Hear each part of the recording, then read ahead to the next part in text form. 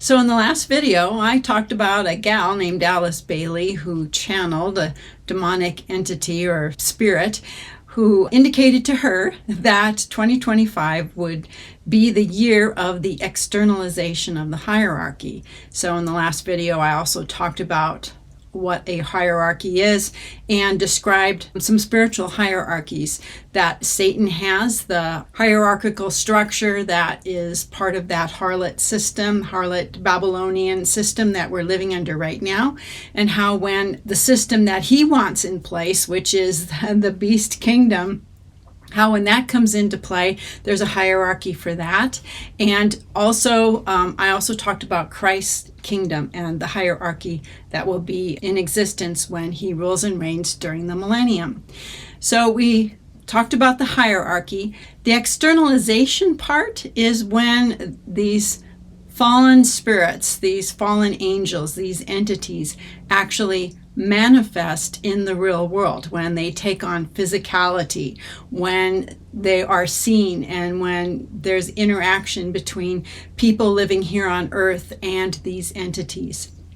Now, the Bible talks about how this is going to happen. The book of Revelation describes fallen angels coming to the earth. Satan, it describes how the beast is going to actually come into existence as the embodiment of Apollyon. This hybridization where he's actually a man who dies and then is indwelt by this spirit of Apollyon, which actually may have been the spirit that indwelt Nimrod. And I've done a video on Nimrod that you may want to watch. What I'm going to do today is I'm going to just show you a timeline, and I'm not going to actually defend why I place everything in the order that I do. If you're interested, you can watch my other videos. And the other thing you can do is you can get a copy of the timelines that are in the description box. It's timeline 4.6, and it's not just in English. We have it in Portuguese and Japanese and French. Trying to think if there's any other one that I'm missing. But anyway, it's available so that you can see how timelines work from the book of Revelation, because Revelation is not chronological. Revelation is a series of visions that God gave John. John did not write Revelation. He recorded what he saw. Okay, John had nothing to do with what is in the book of Revelation. All he did was write down the testimony that was given to him, and he said that he wrote it exactly the way it was given to him. Jesus said that he gave it to John, and the angel said that he gave it to John exactly the way it was revealed to them. So when John wrote the Revelation, and he gave it to the 7 churches, they were told to guard or keep it and not to change anything about it. We have the book of Revelation as it was given to John. It was given to John as a series of visions, and there are characters and events and time frames that are in the book of Revelation, and you can follow characters. You can follow the 24 elders through the book. You can follow the 144,000. Sometimes you don't know exactly who you're looking at, but if you know how to read the clues, you can figure it out. We also can follow fallen angels and when they manifest on earth. This is something that very few teachers of eschatology or prophecy teachers talk about at all. They don't talk about what I'm about to share with you. They don't talk about the fact that every single fallen angel is going to be quarantined to the earth, okay, during the end times, and they are going to manifest on the earth.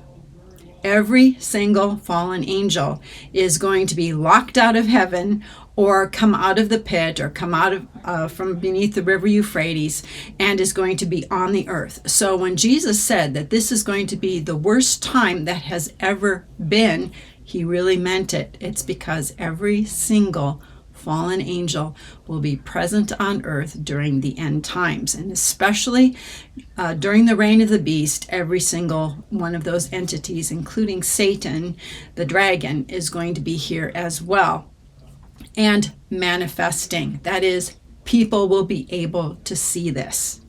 All right, so this is the externalization of the hierarchy. This is the dark hierarchy. This is the one that Alice Bailey was referring to, only in her mind, this hierarchy is one of illumination and light. When I go through this timeline, you'll see that I don't treat the seals, trumpets, and bowls as if they are in this chronological order. Early on, as I was doing the book of Revelation, I realized that in order for the beast who ascends from the bottomless pit to indwell the seventh king, the rider on the white horse, that he had to actually be released from the pit. That's the fifth trumpet. He had to be released from the pit before the abomination of desolation, which is this point in time when the reign of the beast will begin. And so I started making sure that there wasn't any inconsistencies with how I'm looking at things with regard to seals, trumpets, and bowls. But what I realized then was the seals are a list. And you just have to figure out using the clues where all the seals go on a timeline, and that's not that hard, actually. And the trumpets, their own list, and you can figure out where they go on a timeline too. It's not that hard, again. And the bowls are also a list. So every list is independent from the other ones. So the seals are independent from the trumpets are independent from the bowls. So a lot of people will go, well, isn't it the first trumpet that comes out of the seventh seal? No, the seventh seal is the end of the seal list. And in Revelation 8, usually, I think it's right around verse 2, where the whole altar imagery starts over again. It picks up from Revelation 5. The trumpets begin. They are their own list, and the seals and trumpets actually will begin on the same day. And we know that the seventh trumpet, according to what we read in Revelation chapter 10, that's when the mystery of God as revealed to his servants, the prophets, will be over. And the mystery in this case, of course, is the information that's contained in the book of Revelation, that everything will be over by the seventh trumpet. All right, so if you're interested in understanding how I see all that, I have a video on the seals, trumpets, and bowls, the parallel event lines. And I did this video a while ago.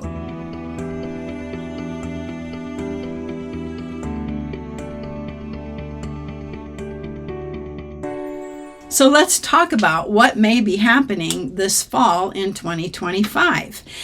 There is an order of events that is going to take place. A lot of these events that are described in Revelation have to do with how the fallen angels end up being on the earth. Okay, because all of them are going to be quarantined and sequestered to the earth during the end times.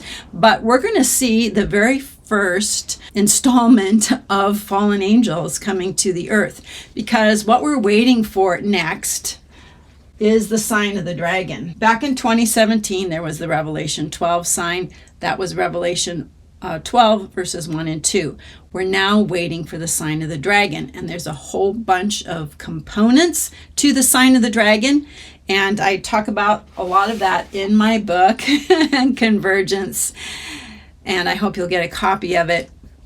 And I would get a hard copy so that you have this information. It does include timelines, and I decode the symbolism from the book of Revelation, and I talk about this sign of the dragon time period, which is also the days of Noah. It's connected with the days of Noah, which also is in the fall every year, right around Halloween. All right, so the sign of the dragon begins actually with the war in Israel, the travail of the woman. And it's going to be at the end of the travail. It's like right when, she has to deliver the baby. And then Satan is going to take and cast a third of his angels to the earth. This is not when Michael casts Satan and the angels to the earth. That's going to be later. That's over here.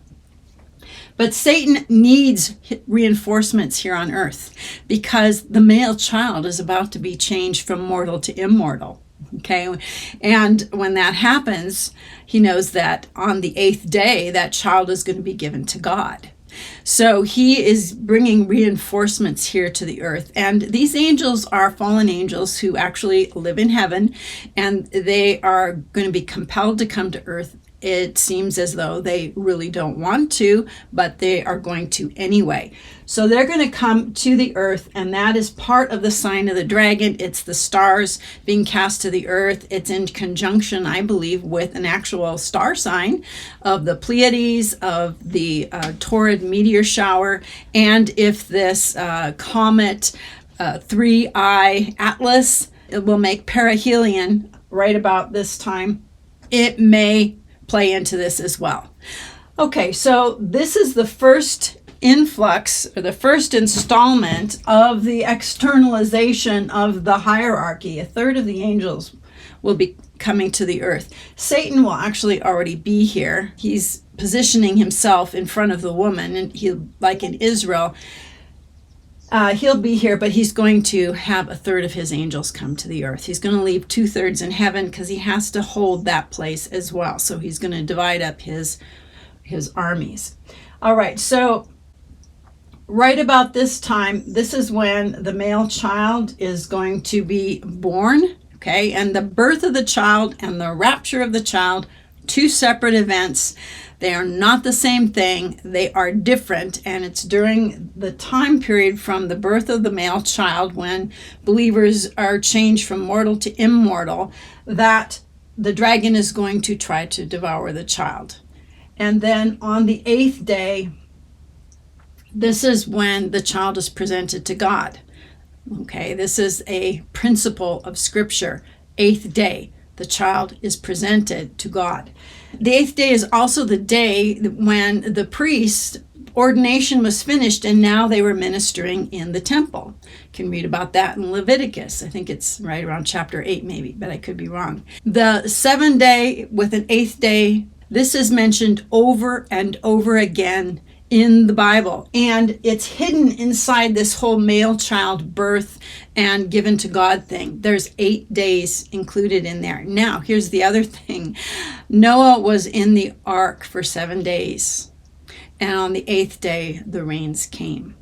Okay, so on the 8th day, this is when we go to heaven and we're presented as kings and priests. We're presented to God, and this is the day when we appear at the altar with incense in our hands, and we're praying for those on the earth. The angel then in Revelation 8 will take our incense, add it to more, and put it on the altar, and then take fire from the censer, cast it to the earth. There'll be a great earthquake on the earth, okay, this same day, the 8th day. And then trumpets 1, 2, 3, 4, and 5 will just begin. The 5th trumpet is the one that we are thinking about when it comes to the externalization of the hierarchy. That is, there's going to be the manifestation of fallen angels. That's when the pit is opened. Okay, and that's the 5th trumpet. And the pit will be opened, and this is when all those watcher angels are going to be released. Now, this is premature from their perspective. They know that they're going to be judged prior to the great day. Okay, that's in Jude verse 6. But here they are, and the great day, the day of the Lord, is over here. It hasn't even started yet, but here they are being released. So they're going to do their best to grab a hold of a human body so that they can, what they think is legally, have dominion on the earth. And they are trying to, I think, find the person who is going to be the Antichrist. Okay, the 7th king who is going to die and be resurrected and come back as the 8th king from Revelation 17. All right, so the pit is opened, and that is when Apollyon comes out. And like I said, I think he's the spirit that indwelt Nimrod. And then, from the time that the seals are opened until the abomination of desolation happens, there's only 5 months.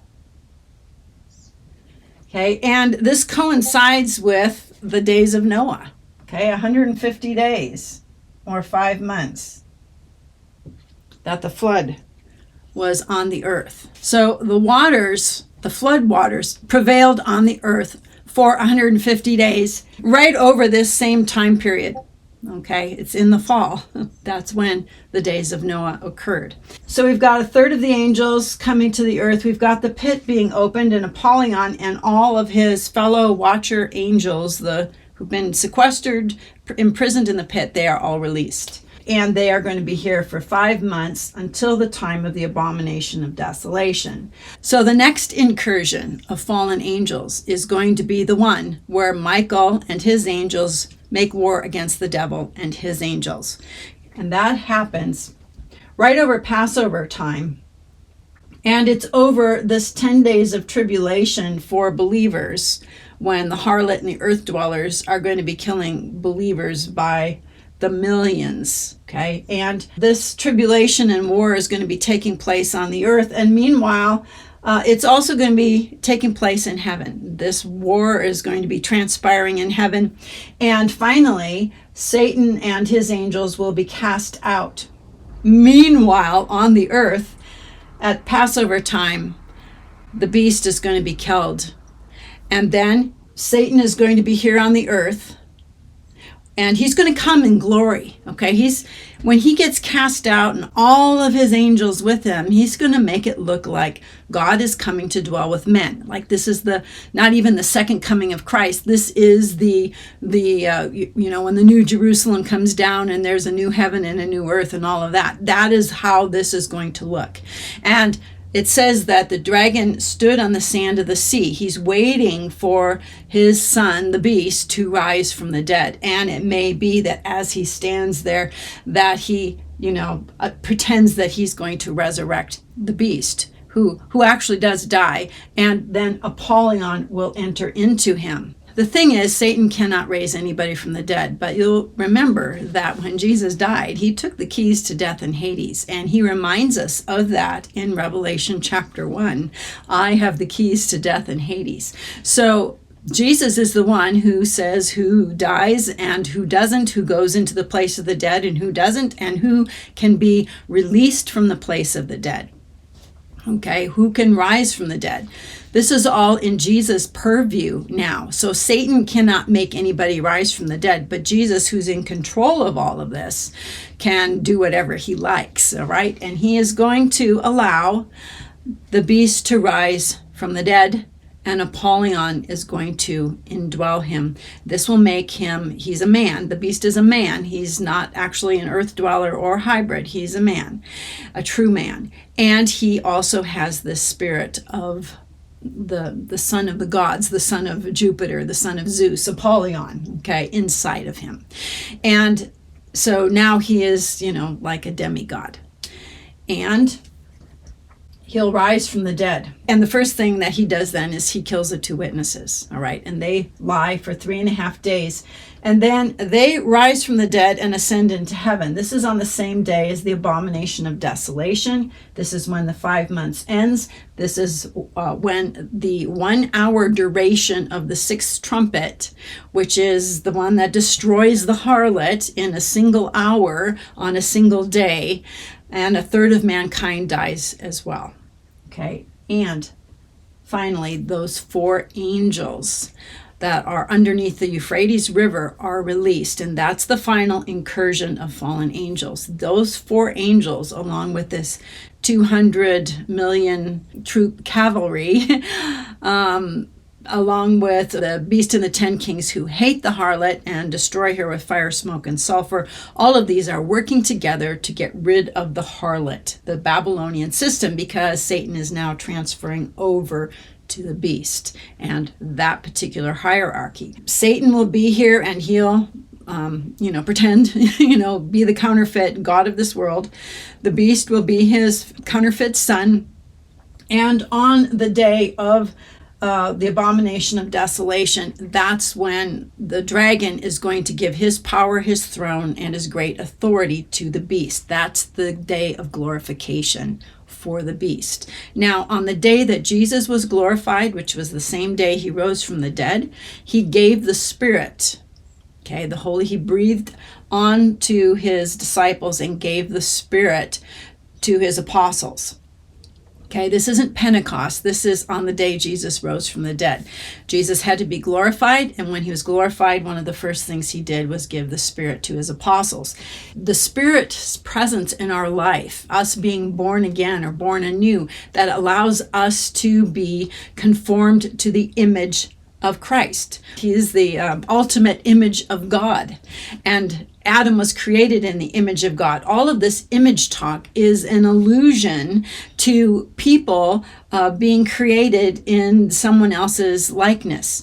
And so the image of the beast is actually going to come into being probably on the day that the beast is glorified. And what that means then is the false prophet is going to give spirit or breath to the image of the beast, that the false prophet bids the earth dwellers to make an image to the beast. So Jesus is going to prevent these fallen angels from acquiring any human body, okay, except for the son of perdition. This is the one person outside of for Judas who's like destined for the lake of fire. Jesus is going to prevent any other person, true human, from being indwelt by any of these fallen angels. So it's going to be the earth dwellers who are going to be volunteering or being chosen to have a spirit of one of these angels from the bottomless pit inside of them, and then they will be the image of the beast. And people have to worship the beast. They have to take the mark of the beast, and they have to worship the image of the beast. And the image is not some big statue. It's individuals, entities who now have this fallen angel spirit living inside of them. So once the abomination of desolation happens, then the beast has 42 months to reign. And those days will be cut short because the actual day of the Lord, which is that 1,000-year millennial day, is going to kind of cut in here a little bit. And the beast will reign for 42 months, but the wrath of God is going to be poured out before Christ returns. And that will be in the 7 bowls right here. This is the day and hour. We don't know when that's going to start, when the day of the Lord starts. And the day of the Lord, again, this is the millennium. It starts with wrath, and it will end being burnt up, okay, where the world and the heavens will melt with fervent heat, ushering in the day of God, which is over here. It's the new creation. And this is in 2 Peter chapter 3, if you're interested in reading more about that. And what's going to happen during this time period? There's actually 3 separate raptured groups of sons, okay? And there isn't a single rapture of the bride. Is, according to Revelation, there are groups of sons who are raptured. So the male child, I believe, is raptured over here and is the 24 elders that we see in heaven. The 144,000, they'll go up, and then Satan will be cast out. So that's how that's going to happen there. They are raptured before the hour of trial, which is that 1 hour of the 6th trumpet where Mystery Babylon is destroyed. And the third rapture is the one that Paul talks about at the coming of the Lord. Those who are alive and survive, that is the remnant who are still alive as Christians during the reign of the beast, will be taken on a day and hour nobody knows. So that will be right in here sometime prior to the second coming of Christ. This is the actual biblical, scriptural externalization of the hierarchy of the bad guys. Okay, this is how they're all going to end up here on earth. And when you get to the Satanic hierarchy, you have the dragon, and you've got the beast, who is like, the fake God the Son. You have the false prophet, who is the fake counterfeit Holy Spirit. And you have the image of the beast. And they're what we are, okay? Once we're glorified and we're in our resurrection bodies, okay, which will be like what these guys are doing. So they're rising from the dead, and they have the spirit inside of them that's supposedly going to make them immortal or whatever. Then they become like, the 24 elders. They're kings and priests, and they are rulers. They're the counterfeit of believers. the hierarchy here, this guy, dragon, is 1, the beast is 2, the false prophet, and finally the image of the beast. And all of these have to be worshipped. Specifically, the dragon, the beast, and the image of the beast, and the false prophet is the one, like the Holy Spirit, who encourages and requires the worship of everybody. Also, during this time, the harlot, who is, going to be basically mostly destroyed at this time here, is kind of going to go underground and try to reassert itself, but it's not going to have the spiritual power anymore, because the power of the dragon has transferred to the beast kingdom, and his angels are with him. So all the other fallen angels, and you've got the earth dwellers who aren't real people. And then you've got people. And by the way, everybody is going to be warned right here. At the time of the abomination, which is when the fall of Babylon happens, everybody's going to be warned. There's going to be three of God's angels who go out and say, worship the Creator God who made the heavens and the earth and everything that's in them. And the second angel is going to say, Babylon has fallen. That is what's happening right here. Babylon has fallen. The third angel is going to say, don't take the mark of the beast, or worship the beast or the image of the beast, or you'll end up in the lake of fire. Right? So the warning is going to go out. And this is one of the problems I have with people who say to me, like a certain injection was the mark of the beast, or a certain something is the mark of the beast. And I'm like, well, I don't know who the beast is. And I don't know when this warning came out that Babylon has fallen, that I'm supposed to worship God and not take the mark or worship the beast or worship the image of the beast. I don't even know who the image of the beast is. So people kind of, what they do is they take the bits and pieces of revelation that they like and they put it into a narrative, rather than taking the whole of the book and treating it as a single story with many moving and layered pieces in it. All right. Let's see if there's anything else that I missed here. I think that's it. So let me know what you think. We'll see you on another video. Get a copy of my book.